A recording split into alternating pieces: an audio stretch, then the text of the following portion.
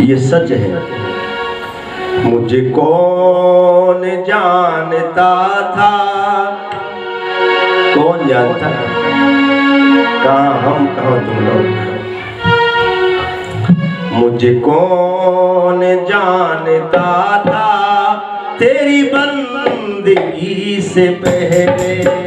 मुझे कौन जानता था तेरी बंदगी से पहले। मुझे कौन जानता था तेरी बंदगी से पहले। मुझे कौन जानता था तेरी बंदगी से पहले। मुझे कौन जानता था तेरी बंदगी से पहले। मैं तो यूं ही पड़ा हुआ था, मैं तो यूं ही पड़ा हुआ था उस गंदगी में। मैं तो यूं ही पड़ा हुआ था उस गंदगी में पहले।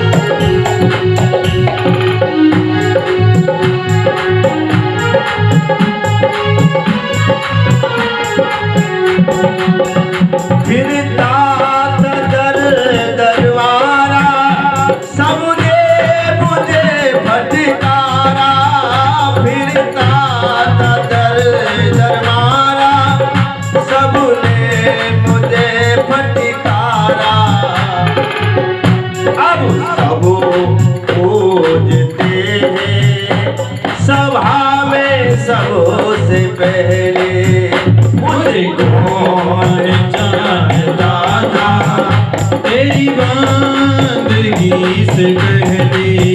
मुझे कौन जानता था तेरी बंदगी से पहले।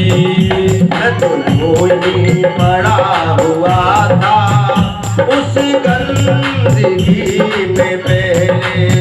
मैं तो यूं ही पड़ा हुआ था उस गंदगी में पहले।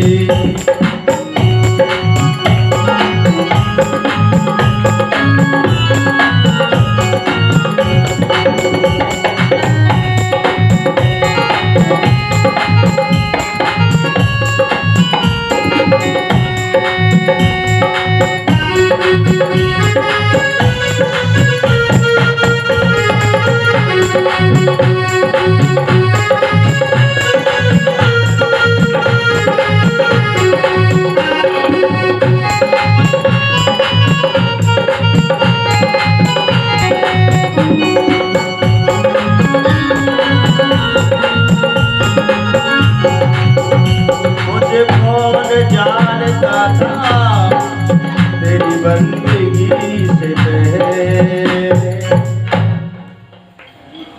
उस गंदगी में जीवन जा रहा था ना, जब से तेरी बंदगी की आहा जीवन में चार चांद लग गए। तेरी कृपा बड़ी विलक्षण है। आइए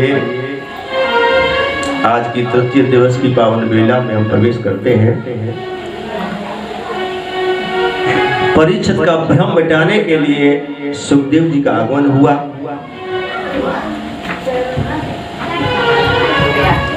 परीक्षित ने हाथ जोड़ करके कहा, गुरुदेव मुझसे बड़ा अधर्म हो गया, पाप हो गया। मैंने एक संत का अपमान कर दिया और उसके कारण मुझे श्राप मिला है कि सर्प के डसने से मेरी मृत्यु होगी। और सर्प के डसने से मृत्यु होने का मतलब है अधोगति। तो कोई उपाय मुझे बता दीजिए। उसी समय सुखदेव जी ने कहा कि राजन, कौन कहता है कि तुमने एक संत के गले में सर्प डाला? कौन कहता है कि तुम एक सर्प डसेगा? कौन कहता है कि तुम्हें श्राप लगा है? न आपने किसी का अपमान किया, न सर्प गले में डाला, न आपको श्राप लगा, और न आपको सर्प डसेगा, न आपकी अधोगति होगी। बहुत बड़े बड़े ज्ञानी संत बैठे हैं। परीक्षित आज सुखदेव महाराज के मुख की तरफ देख रहे फटी फटी आंखों से। गुरुदेव आप क्या कह रहे हैं? मुझसे जघन पाप हुआ कि नहीं? पाप नहीं हुआ राजन। अरे जिसने ये काम किया वो तो पहले से ही मृत है, मरण धर्मा है। शरीर ने, इंद्रियों ने ये कार्य किया, वो तो पहले से मरण धर्मा है। ये शरीर पंच भौतिक है, पंच तत्वों से मिलकर के बनता है, और समय आने के बाद ये पंच तत्व में विलीन हो जाता है। पंच रचती अधम शरीर। लेकिन तुम तो वो हो राजन जो कभी जिसकी मृत्यु नहीं होती। आज सुखदेव महाराज ने राजा परीक्षित को आत्मा का ज्ञान करा दिया, आत्मबोध कराया। यही होता है आत्म साक्षात्कार, अपने को जान लेना। इस बात को जानते तो सब हैं, लेकिन इस ज्ञान के अनुसार आचरण नहीं करते हैं। हम लोग शरीर में ही भ्रमण करने लग जाते हैं। गीता में यही कहा कि संसार में रहना पड़ेगा, शरीर की सेवा भी करनी पड़ेगी, समाज से भी जुड़ना पड़ेगा, लेकिन कैसे रहे? बताया था कि कर से कर्म करो विधि नाना, मन राखो जा कृपा निधाना। इस तरह से रहना। संसार बुरा नहीं है, संसार बुरा नहीं है। यहाँ कोई चीज बुरी नहीं बनाई परमात्मा ने, बशर्ते उसका उपयोग करना आ जाए। एक बार सुखदेव महाराज राजा जनक के पास में जाते हैं दीक्षा मंत्र लेने के लिए। एक सन्यासी योगी और एक गृहस्थी के पास में दीक्षा लेने के लिए जाते हैं। नियम तो ये है कि एक गृहस्थी सन्यासी को गुरु बनाए, लेकिन यहाँ उल्टा हुआ। जनक राज के पास में गए, सूचना पहुंची कि हम दीक्षा लेना चाहते हैं, ज्ञान लेना चाहते हैं। राजा जनक ने कह दिया कि अभी हमारे पास समय नहीं है, इंतजार करो। कहते हैं कि दरवाजे पर न कोई मान किया, न सम्मान किया, न कोई आवेदना दी। 3 दिन तक सुखदेव जी से इंतजार कराया। 3 दिन के बाद जब मिले दूर है तो जनक जी ने कहा कि सुखदेव जी ठीक है आप ज्ञान। सुखदेव से कहा कि आप मेरे महल में जाओ, मेरे महलों में मेरी रानी एक से सुंदर है, आप जाकर के देखो, फिर आकर के बताओ कि कौन सी रानी सबसे ज्यादा सुंदर आपको लगी। अगर ध्यान रहे, अगर ये दीपक की ज्योति बुझ गई या फिर इस दीपक से घी जमीन पर गिर गया, तो उसी समय ये सैनिक जो तुम्हारे साथ में तलवार लेके जा रहे हैं, ये उसी समय तुम्हारा सिर धड़ से अलग कर देंगे। ऐसा आदेश। अब सुखदेव चले महलों में और सब महलों में घूम आए, और जब आए पास में बोले, जनक जी ने पूछा कि कहो सुखदेव जी कौन सी रानी सुंदर लगी? लेकिन सुखदेव जी ने कहा कि प्रभु मैंने तो किसी को देखा ही नहीं। क्यों नहीं देखा? अरे मेरा ध्यान तो इस दीपक पे लगा रहा, इस ज्योति पे लगा रहा, अगर ये बुझ जाता दीपक घी गिर जाता तो मेरी गर्दन ही उड़ जाती। तो मेरा ध्यान तो इसी पे लगा रहा, मैंने नहीं देखा। इसी तरह से संसार में रहो, सुखों का अनुभव करो, शरीर को संसार के कर्मों में लगाओ, धर्म में लगाओ, अच्छी बात है। लेकिन हर समय है ना, या तो आप मृत्यु को ध्यान में रखते हुए जीवन यापन करो, या फिर नारायण को, तो फिर तुमको कोई बंधन बांध नहीं पाएगा। यही सिखाया सुखदेव जी ने कि राजन, अभी तुम शरीर में हो, इसीलिए तुम सोच रहे हो कि मुझे ये पाप मिलेगा, ये मिलेगा, लेकिन तुम तो आत्मा हो, आत्मा का अनुभव करो राजन, और भगवान की शरण ले लो। भगवान ने कहा है कि जो मेरी शरण में आ जाता है उसके सारे पाप में क्षमा कर देता हूं। कहते हैं ना कि अनन्यास्यन्तो माम ये जना पर्युपासते तेषां नित्यभियुक्तानां योगक्षेमं वहाम्यहम्। जो मेरी शरण में आ जाता है, गीता के अंतिम अध्याय में यही तो कहा, ये अर्जुन तू सब कुछ छोड़, केवल मेरी शरण पकड़ ले। सर्वान् धर्मान् परित्यज्य माम एकम शरणं व्रज अहं ता सर्वपापेभ्यो मोक्षयिष्यामि मा शुचः। मेरा दृढ़ संकल्प है, वचन है कि जब मेरी शरण में जीव आ जाता है तो मैं समस्त उसके पाप नष्ट कर देता हूँ और उसकी सारी जिम्मेदारी मैं अपने ऊपर लेता हूँ। भगवान को अपना जीवन सौंप के तो देखो, जब तक हम अपने आप को सर्वे सर्वा समझते रहते हैं तब तक परमात्मा हमसे दूर रहता है, और जब परमात्मा को सबको सर्वस्व सौंप देते हैं तो फिर परमात्मा सेवा में खड़ा रहता है। यही तो हुआ। विश्वास फलदायकम, believe the God, without believe nothing complete this world. विश्वास ही तो भगवान है। एक पंडित जी गीता का पाठ करते, बहुत बड़ी आस्था थी गीता में, और बच्चों को पढ़ाते थे। इतना भरोसा था भगवान पर कि वो सवेरे खा लिया, शाम का भी इंतजाम नहीं करते थे। इतना देगा, उसने कहा है ना कि जो मेरी शरण में हो जाता है तो मैं उसकी सारी जिम्मेदारी अपने ऊपर लेता हूँ।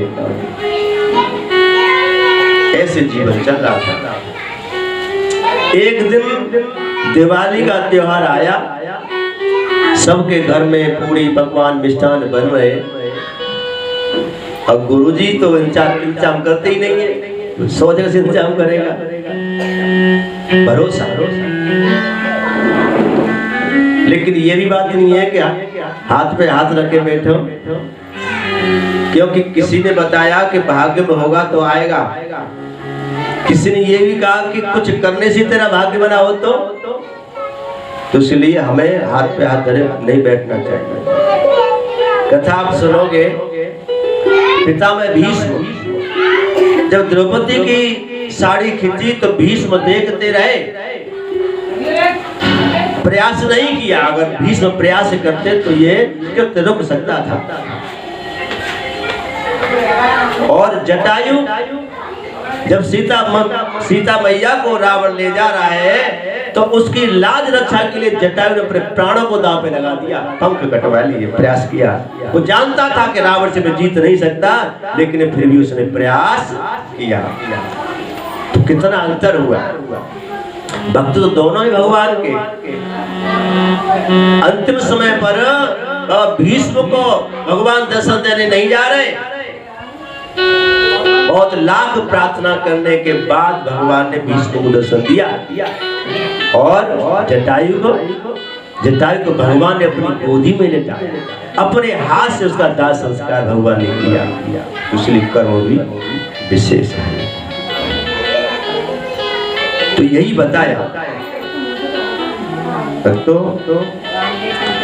तो यही सुखदेव समझा रहे कि राजन, परमात्मा की शरण में जाने से सब कुछ संभव हो जाता है। और उससे जुड़े रहो। बताया कि जित आसनो जित संगो जित श्वासो जितेंद्रिय, 4 तरीका बताए कि पहले आसन को जीते। आसन, एक तो आसन होता है बैठने की स्थिति, जैसे बैठते वो आसन ही हो गया, सुखासन, पद्मासन, शीर्षासन, शवासन, निद्रासन और एक दरिद्रासन। कल बताया था मैं दरिद्रासन की परिभाषा, और जो थे उन्हें सुन लिया, जो नहीं थे नहीं सुना। ऐसे गुरु बन के बैठते ही ये दरिद्रासन होता है। तो ये आसन, जिसका आसन बन गया, होता है ना, किसी पे आधे घंटे नहीं बैठा जाएगा, कोई 6-6 घंटे बैठता है। ये आसन, एक आसन ये होता है कि चाहे हम घूमते फिरते चलते फिरते हमारा मन स्थिर हो गया, भाई मन जब स्थिर हो जाता है, मन एकाग्र हो जाता है, तो चाहे नगाड़े बजते रहे, चाहे ढोल बजता रहे, चाहे कुछ भी होता रहे, और ध्यान में बैठा तो बैठा है, ऐसी स्थिति बन जाती है। ये मन का आसन होता है, ध्यानासन जिसे बोलते हैं। ये श्रेष्ठ है। बैठने की आदत पड़ जाए तो अच्छी बात है, न पड़े तो, लेकिन मन को एकाग्र भी कर पाएगा जिसका बैठने का आसन मजबूत होगा। भाई जो खुद शरीर नहीं बैठ सकता है कि देखा तो मन कहाँ बैठ पाए, मन तो बड़ा चंचल है, बैठने के बाद भी साला भागता फिरता है ये मन। तो आसन पे जोर दिया। सबसे पहले अगर भगवान का साक्षात्कार करना है, योग से जुड़ना है, तो पहली सीढ़ी है जितो आसन। आसन जितना सीखो। ऐसे ऐसे लोग बता दें, कथा में आ गए, 5 मिनट कथा सुनी, अब लगने लगी तलब, गुटखा की, बीड़ी की, सिगरेट की, और 10 मिनट के बाद फिर पांडाल से चले पीछे टेंट के पास, एक क्या 2 बीड़ी एक साथ सुनगा ही सुनते हमारे फिर आ गए। अरे मैंने तो बहुत व्यासों को देखा है, गद्दी पे कथा कहते कहते देख अब तल लगी तो 1 घंटे का लंच कर दिया, पीछे देखा तो चिलम चल गए। तो ऐसे नहीं होता। उसके बाद जित संगो, संग जीतना चाहिए हमें। सठ सुधरे सत्संगत पाई, पास प्रस्त कुधात सुहाई। संग जिसका अच्छा बन गया, तुम अच्छे का संग करो तो धीरे धीरे अच्छाइयों का रंग आप पे चढ़ जाएगा।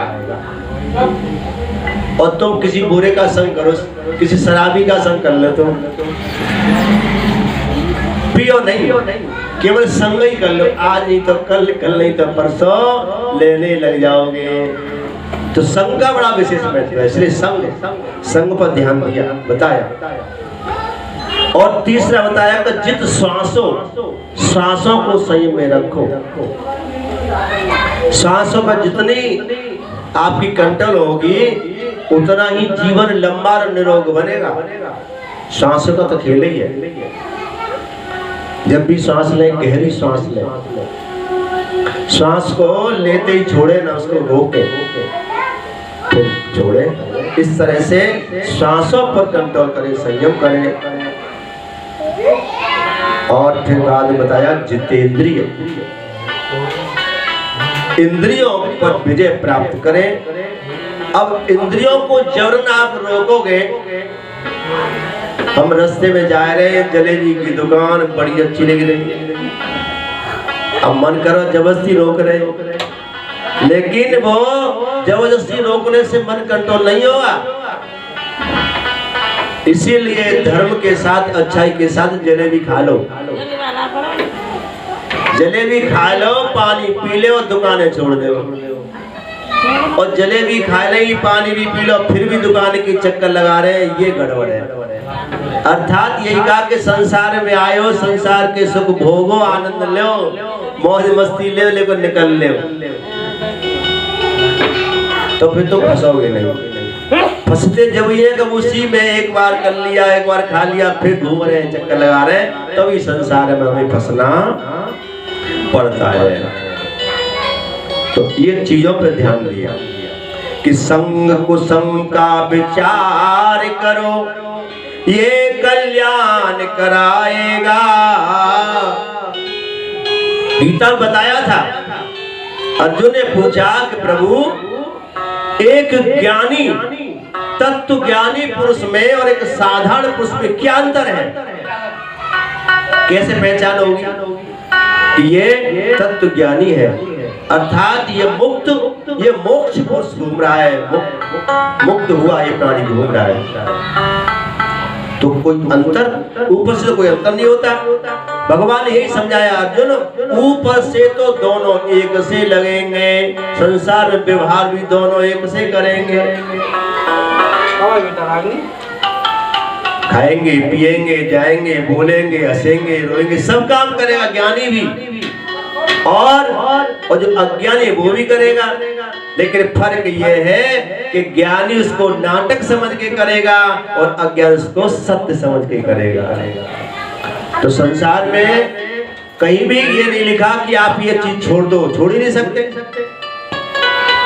इसीलिए हम भी यही कहते, कुछ ना छोड़ो, सोने चांदी पहनो, बढ़िया कपड़ा पहनो, बढ़िया खूब खाओ, कोठी गाड़ी बंगला में खूब रहो, लेकिन एक नाटक की तरह, एक नाटक की तरह आप जीवन यापन करोगे तो तुम्हें कोई बंधन बांध नहीं पाएगा, उसमें तुम फंसोगे नहीं। तो यही बताया कि संग कुसंग का विचार करो और ये कल्याण कराएगा। फिर आसन स्थिर कर प्राणी तो स्थिरता को पाएगा। श्वास श्वास पर रख दृष्टि, ध्यान करने के तरीके हैं। एक जप होता है, आसन लगा करके हम और भगवान के नाम का जप करते हैं। जब भी कई प्रकार के होते बताऊंगा। एक जपो आसन लगा करके किया जाता है बैठ करके, और सुमिरन चलते फिरते किसी भी स्थिति में किया जा सकता है, वह माला की आवश्यकता नहीं है। एक होता है ध्यान, ध्यान में माला काम नहीं करती, आसन लगा के बैठ जाओ, ध्यान कहीं भी किसी भी स्थिति में लग सकता है, आसन की आवश्यकता नहीं है। तो एक ध्यान होता है पर सांसों पर मन को लगाए रखो, सांस आ रही है जा रही है, सांस आ रही जा रही है, तो आपका मन एकाग्र हो जाएगा। ध्यान लगाए तो अपनी दोनों दृष्टि को हम दोनों भवों के बीच में आज्ञा चक्र पर केंद्रित करें, मन को केंद्रित करें, ध्यान लग जाएगा। आंख खोल करके हम ध्यान लगाएं तो अपनी नासिका के अग्रभाग पर दोनों दृष्टियों को डालें, तो आपका मन धीरे धीरे धीरे धीरे रुकने लग जाएगा, ठहरने लग जाएगा, चंचलता खत्म हो जाएगी। यही बताया कि श्वास श्वास पर रख दृष्टि, चैतन्य भटक नहीं पाएगा। चैतन्य प्रयास इस तरह होगा तो जितेंद्रिय हो जाएगा। क्योंकि मन कहते हैं ना, मन एवं मनुष्याणाम कारण बंधन मोक्षयो, मन ही जीव के उत्थान और पतन का कारण है। मन ही तो है, मन ही जूता पड़वाए दे, मन ही माला पड़वाए दे, तो मन अब मन को ऐसे ही संभाला जा सकता है, इसी तरीके से धीरे धीरे। यही तो बताया, अभ्यास तो कौनते वैराग्य न चुगते, निरंतर ऐसे अभ्यास हम करेंगे तो मन हमारा स्थिर हो जाएगा, और मन हमारा चंचलता मन की रुक गई तो बस परमात्मा में हमें और आसक्ति